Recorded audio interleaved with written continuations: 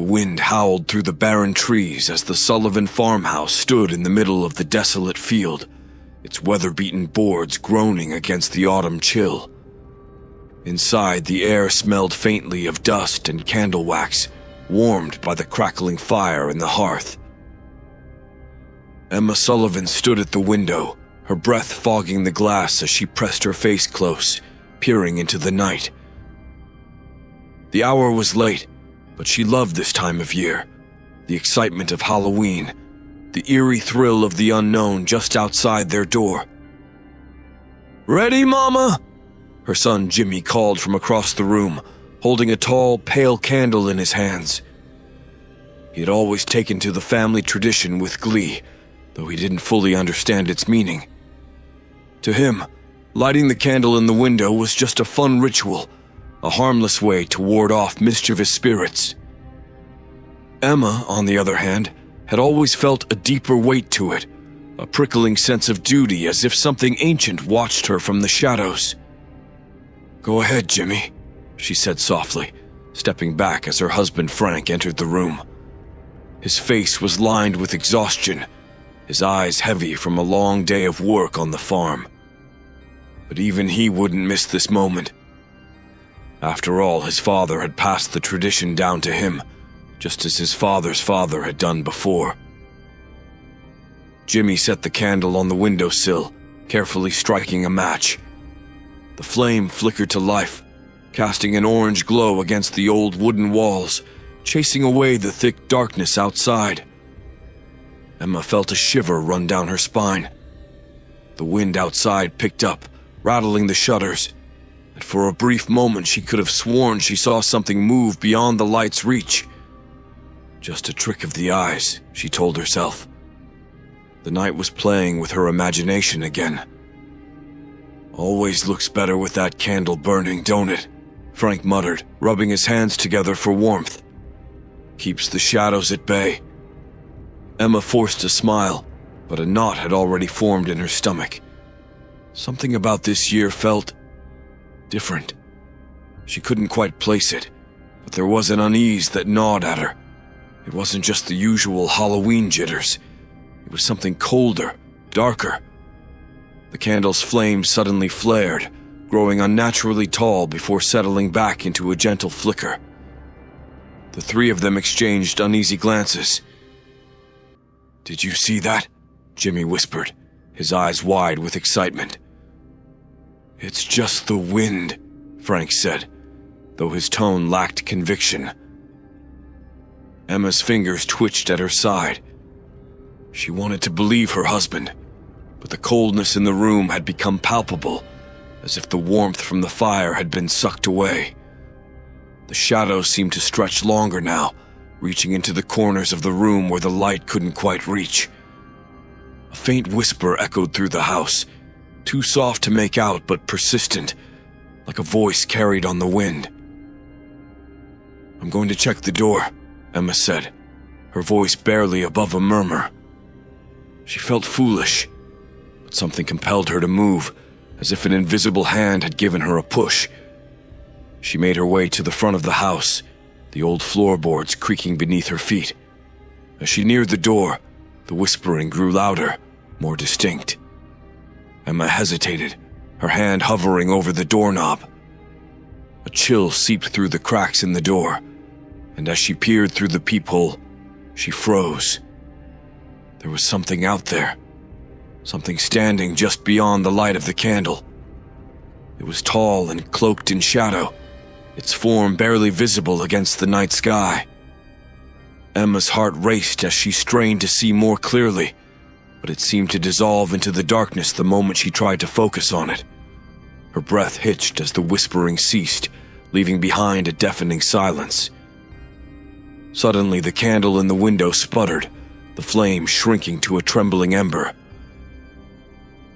"Emma?" Frank's voice echoed from the other room, snapping her back to reality. She turned away from the door, her pulse hammering in her throat, and hurried back to the living room. But when she glanced at the candle, her heart stopped. The flame had died out completely. The sudden darkness in the room was suffocating. Emma's eyes darted to the window, where the extinguished candle left only the faint reflection of her own wide-eyed face against the blackened night.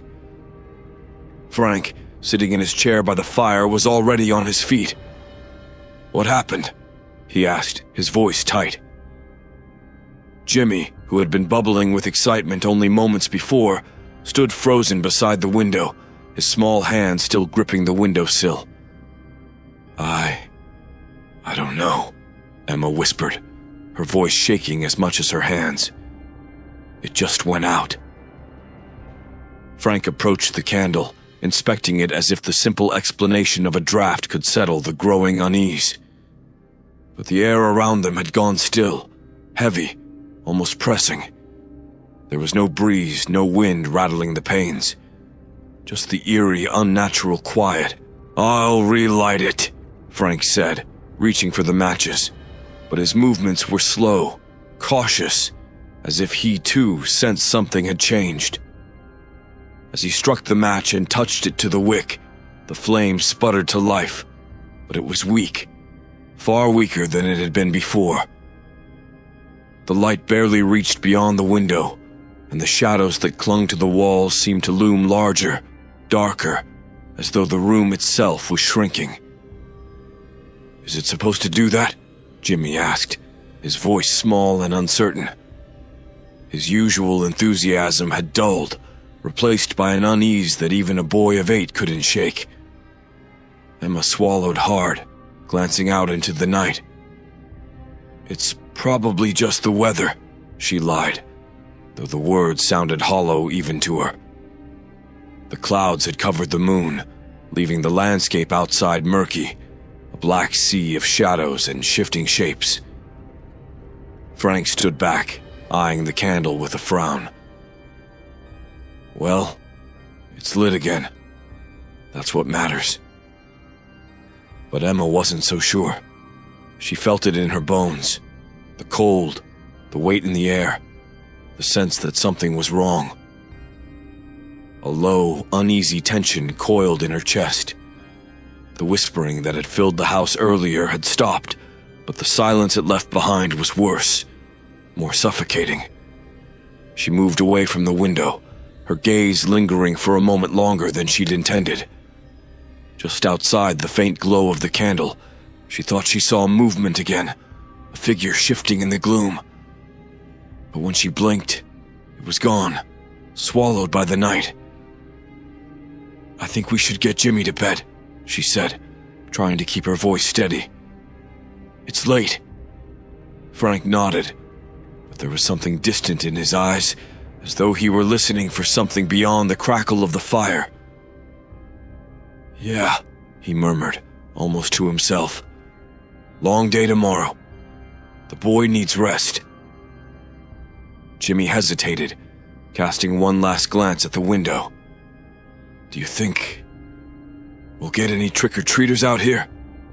It's so far from town." Emma forced a smile. "No, sweetheart, not this far. We're too out of the way." But as she led Jimmy upstairs, her mind was racing. She hadn't seen a soul since they moved into the farmhouse. Their isolation had always felt like a blessing, a quiet life on the edge of nowhere. But tonight, it felt like a curse. No neighbors, no help, just them, and whatever had come to visit. The upstairs hallway creaked under her feet as she walked Jimmy to his room, each step echoing in the silence. She tucked him into bed, but his usual chatter was absent. He seemed as uneasy as she was. "Do you think the candle will stay lit now?" Jimmy asked, his voice barely above a whisper.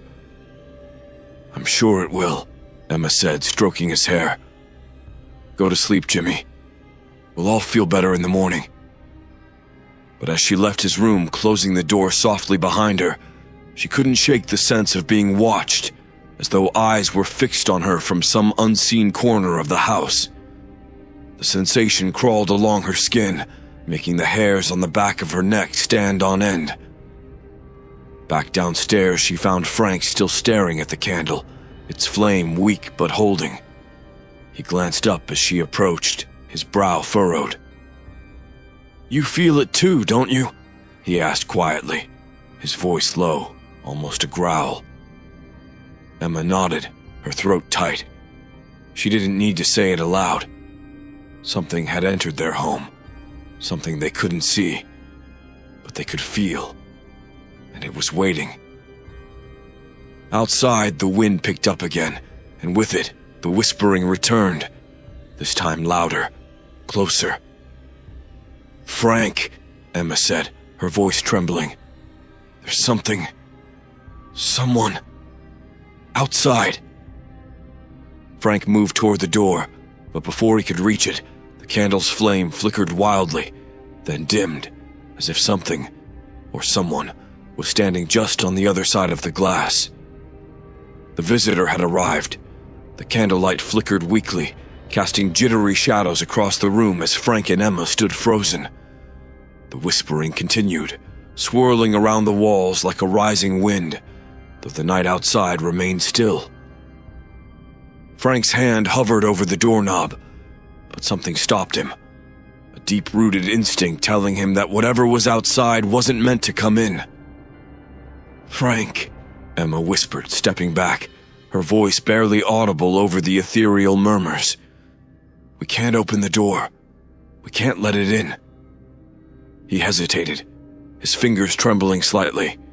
His breath came in short, sharp bursts, as though his body was bracing for something that hadn't yet revealed itself. He slowly withdrew his hand. The whispers continued, growing fainter but more insistent, words just on the edge of understanding.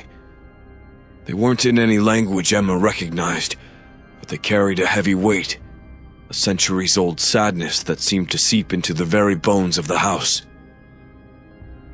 "We need to figure out what's going on," Frank said, his voice breaking through the oppressive silence. Emma nodded, her mind racing. There had to be something they'd missed. Some reason the spirit was drawn to them. She thought back to the stories Frank's father had told them about the house, about the candle in the window.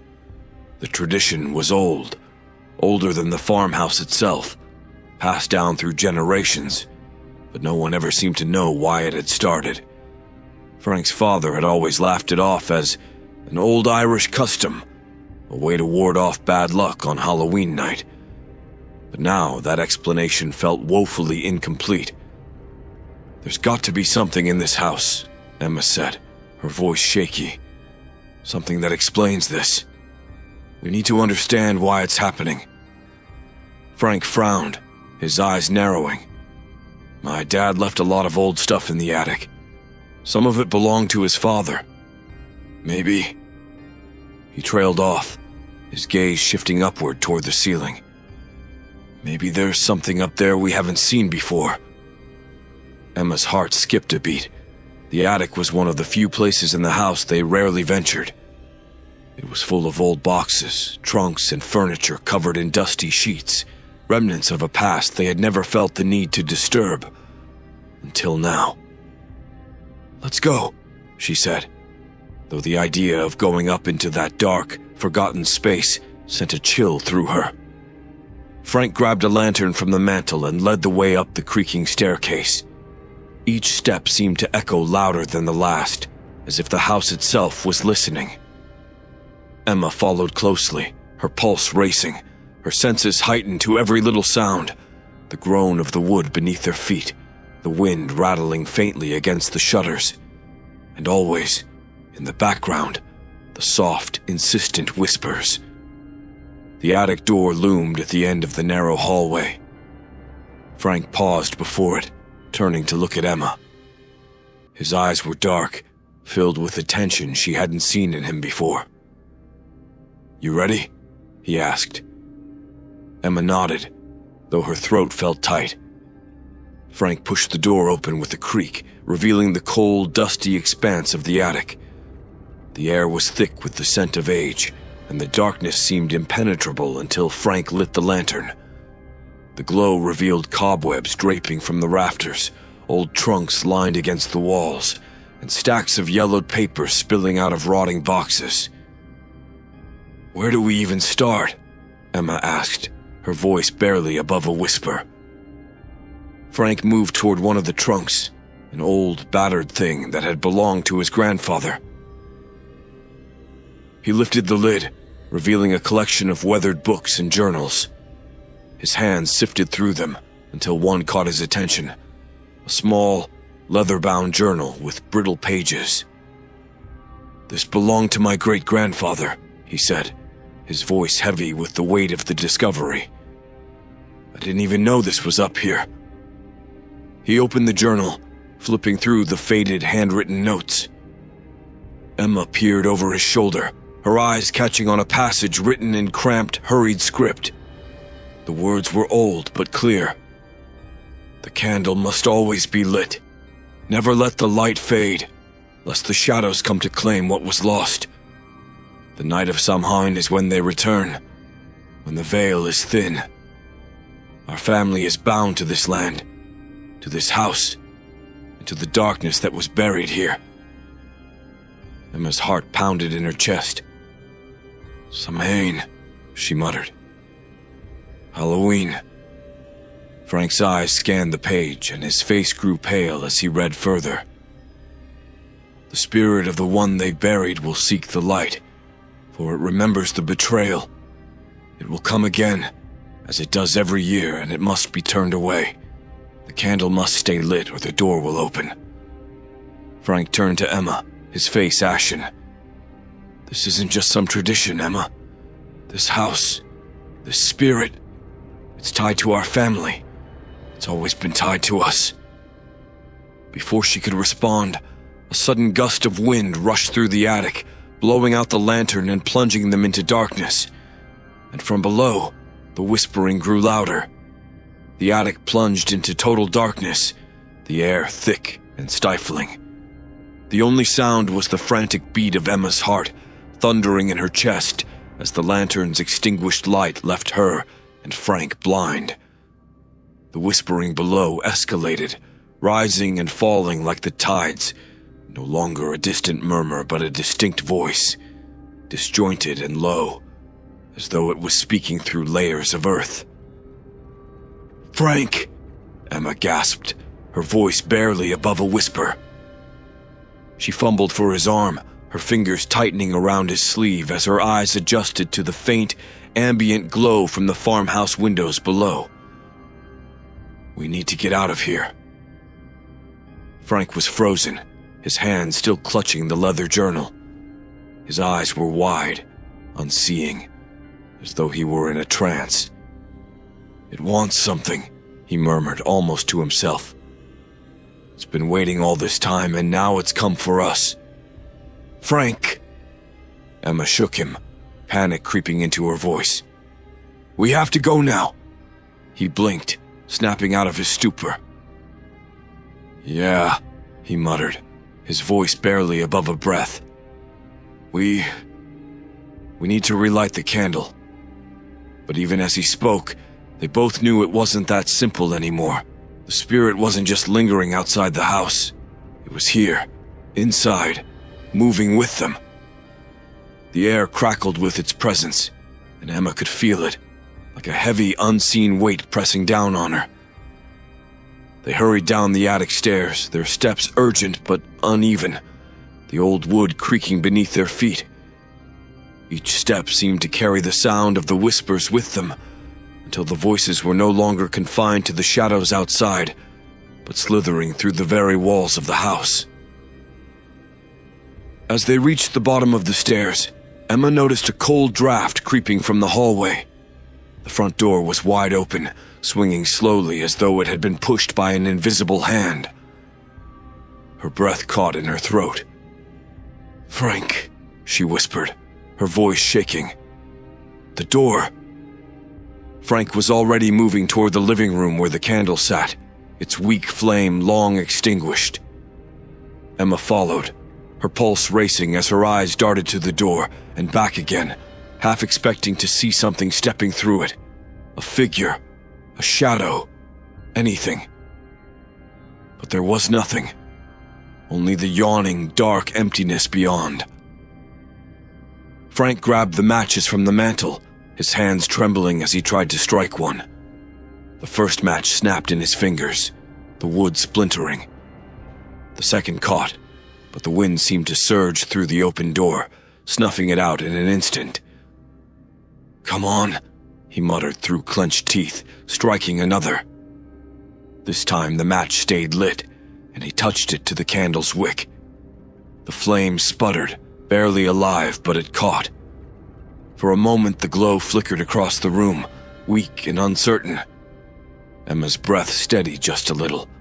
The whispers quieted, retreating slightly as though the small flicker of light held them at bay.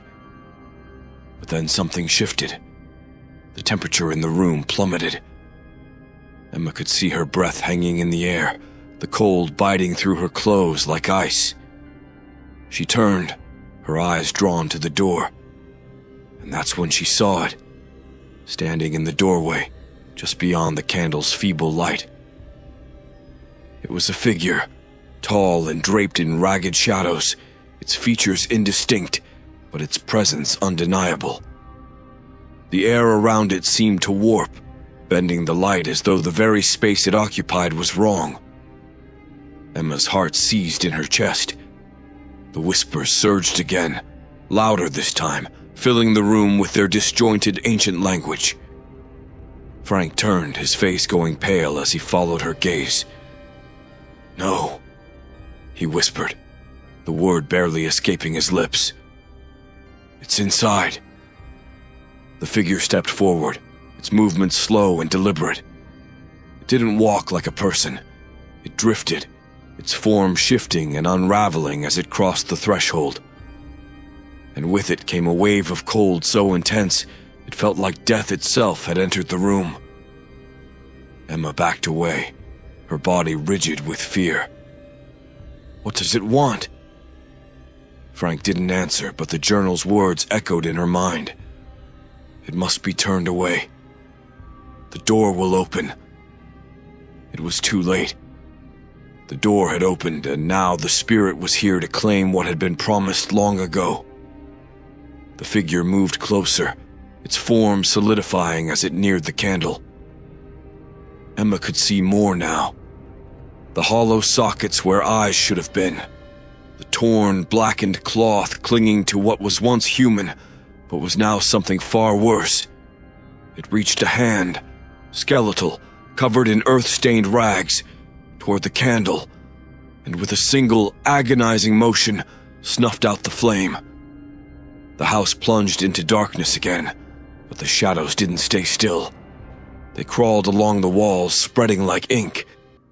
Emma felt a tug, not physical, but something deep, primal, a pull toward the figure, as if it were drawing her in, claiming her soul. "Frank!" she cried, stumbling backward. But when she turned, Frank was no longer beside her. He stood transfixed, his eyes wide and empty, as though the spirit had already laid its claim on him. The whispers rose into a cacophony, and Emma realized with a sickening clarity that the spirit didn't just want to haunt. It wanted to possess. One of them would have to pay the price. The darkness seemed to thicken around Emma as the spirit advanced, its hollow gaze fixed on Frank. The whispers now circled the room like a relentless wind, twisting through her mind, suffocating her thoughts. Frank stood unmoving, his face drained of color, his eyes glassy as though the figure had him in its grasp. Emma tried to move toward him, but her body felt heavy, as if something was anchoring her to the spot. Her thoughts raced back to the journal upstairs, to the warnings buried in its brittle pages. The candle must stay lit, or the door will open. The candle had gone out. The door had opened, and now the spirit was claiming its due. With a sudden burst of adrenaline, Emma broke free from her paralysis, grabbing Frank by the arm and shaking him. "Frank, you have to snap out of it!" she cried, her voice ragged with desperation. But he didn't move. His body felt like dead weight under her hands. The figure hovered just a few feet away, its form blurring at the edges, a mixture of shadow and decayed flesh. It exuded an oppressive cold, a force that seemed to be drawing the life out of the room. Emma's breath clouded the air as she struggled to think. There had to be a way to stop this. The journal had said the spirit sought light, sought the warmth of the candle, but now that the flame was gone, it wanted something else. It wanted one of them. "Emma!" Frank's voice came out in a low, hoarse whisper, barely audible over the growing roar of the whispers. She turned to him, relief surging in her chest. He was still in there, fighting it. "We have to relight the candle," she said frantically, scrambling for the matches again. Her fingers trembled so violently that she dropped them on the floor. She cursed under her breath, her hands fumbling in the darkness as she tried to retrieve them.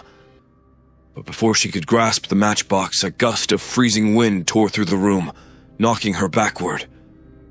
The spirit had extended its hand, long, bony, and covered in torn remnants of cloth, toward Frank.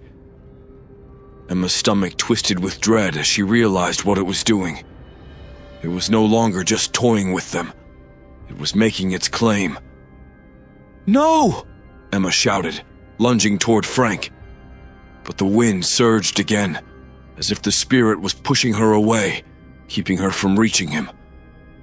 She felt the cold seeping into her bones, an unbearable weight that threatened to crush her.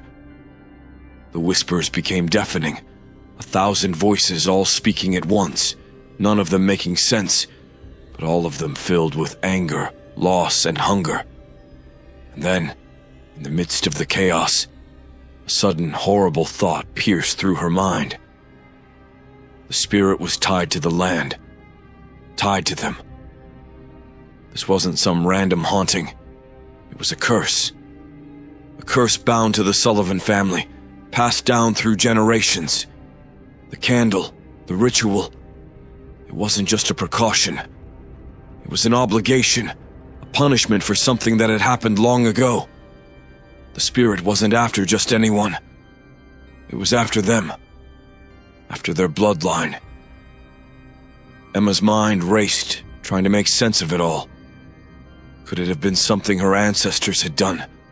Something dark and unforgivable? The journal's cryptic warnings flashed in her mind again. The spirit remembers the betrayal.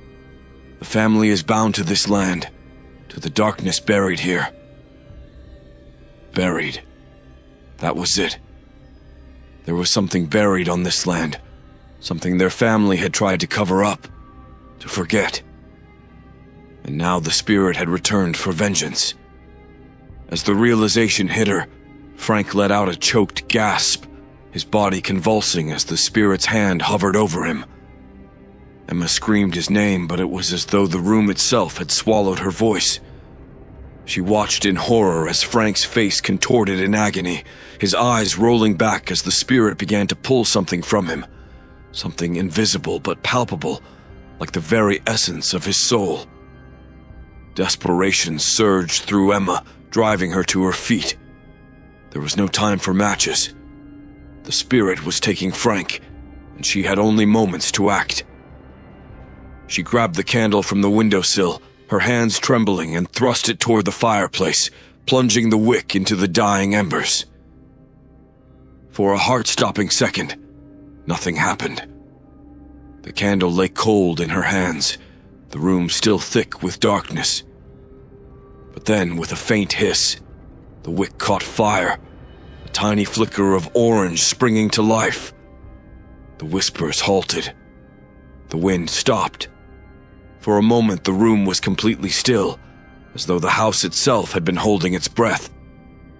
The spirit's form recoiled, its skeletal hand pulling back from Frank's chest.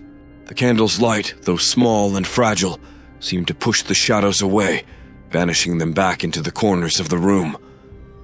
Emma held her breath as the figure wavered, its dark form shifting and shuddering, as if it was caught between two worlds. But it wasn't gone. Not yet. The figure turned its hollow gaze toward her, and she felt its anger wash over her like a wave of freezing water. She knew this wasn't over. The candle's flame had given them a brief reprieve, but the spirit was still bound to them, still bound to the house. And as she looked into the flickering light, Emma realized the horrifying truth. Unless they uncovered the secrets of their family's past, the candle would go out again. And next time, it might not be Frank who paid the price. It might be her. Or worse, Jimmy. The flame from the candle flickered weakly, its small glow casting long, trembling shadows around the room. Emma's pulse pounded in her ears as she clutched the candle tighter, her knuckles white from the strain. The spirit had pulled back, but its presence lingered, heavy and suffocating, like a storm gathering at the edges of the house. The whispers had faded, but the silence that replaced them was far more ominous. Frank slumped against the wall, gasping for breath. His face was ashen, his eyes hollow as if the life had nearly been drained from him. Emma knelt beside him, her heart hammering in her chest. "Frank, are you okay?" she asked, her voice trembling. She could still feel the cold, unnatural presence pressing in on them. Frank's gaze met hers, distant and unfocused. It almost had me, Emma," he rasped. "I could feel it pulling me under like it wanted to drag me down with it." Emma's throat tightened. She knew they didn't have much time. The candle's flame wouldn't hold the spirit back forever, and whatever had been buried in their family's past was drawing the creature closer with each passing minute. The curse, their curse, wasn't just tied to the house. It was tied to them. She glanced at the window.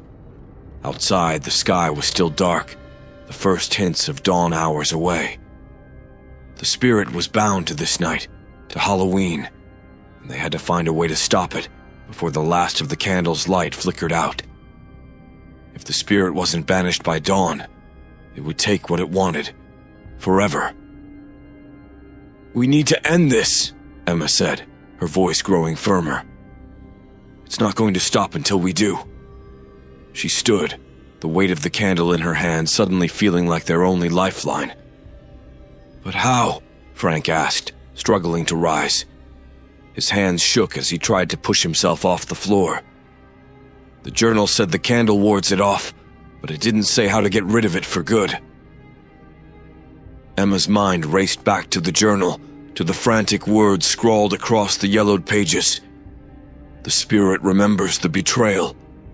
The family is bound to the land, to the darkness buried here. There was something buried, something their ancestors had hidden, and until it was found, the spirit wouldn't stop coming for them. "The land," Emma whispered, realization dawning on her.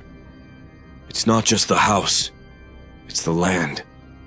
The spirit is tied to something buried here. Whatever it is, we have to find it and stop it."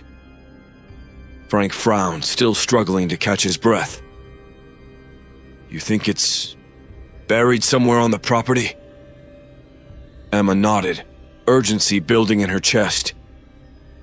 "We don't have a choice. The journal was clear. The spirit is bound to a betrayal. Our family did something, and it was buried here to be forgotten. But the spirit hasn't forgotten." She turned toward the back door, her grip on the candle tightening. "We have to dig it up." Frank, though weak, nodded and followed her. The air outside was even colder, sharper. As they stepped into the yard, the candle flame flickered wildly in the wind, but Emma shielded it with her hand. The oppressive feeling of being watched crept over them as they moved toward the edge of the property, where an ancient oak tree stood like a silent sentinel in the night. Frank pointed toward the tree, his face pale. "My father used to talk about this place. Said it was here long before the house. He always said nothing grew near it, like the ground was cursed." Emma's breath hitched as they approached the tree. The ground was hard, the grass sparse and brittle. It felt wrong, unnaturally cold. She knew deep in her bones that this was the place. "This is where we dig," she whispered, her voice barely audible. Frank grabbed an old spade from the shed, and they began to dig under the gnarled roots of the tree. With each shovelful of dirt, the wind grew stronger, more violent. The whispers returned, circling them, growing louder as though the spirit knew they were close to uncovering its secret. Suddenly, the spade hit something solid. Emma's heart leapt into her throat as she knelt down, brushing the dirt away with trembling hands. Beneath the soil was an old weathered box, its wood rotting from centuries of decay. Frank hesitated, his breath coming in sharp bursts. "What is it?" he asked. Emma swallowed hard and pried open the lid. Inside was a bundle of old, torn cloth, and as she carefully unwrapped it, she felt her blood run cold. It was a human skull, yellowed with age, its hollow socket staring back at her. "Oh my God," she breathed. This is it. This is what it's been looking for." The whispers swelled around them, an overwhelming chorus of voices. The air grew colder still, and the ground beneath them seemed to tremble. "We have to bury it properly," Emma said, her voice shaking. "We have to give it peace." Frank nodded, his face pale and grim. Together, they reburied the skull under the tree, covering it with fresh earth. Emma took a deep breath, and with trembling hands placed the candle at the base of the tree. As the flame flickered one last time, the air seemed to shift. The wind stopped. The whispers fell silent. And then, slowly, the oppressive weight lifted. The spirit was gone. Emma and Frank stood in the quiet, the first faint light of dawn just beginning to creep over the horizon. They had made it. They had survived. But as they walked back to the house, Emma couldn't shake the feeling that, though the spirit had been laid to rest, the curse still lingered. It had been passed down through their family for generations, and now it was part of their story, a story that might never truly end. She glanced at the candle, the last of its flame flickering out, and in the distance, she thought she heard a whisper.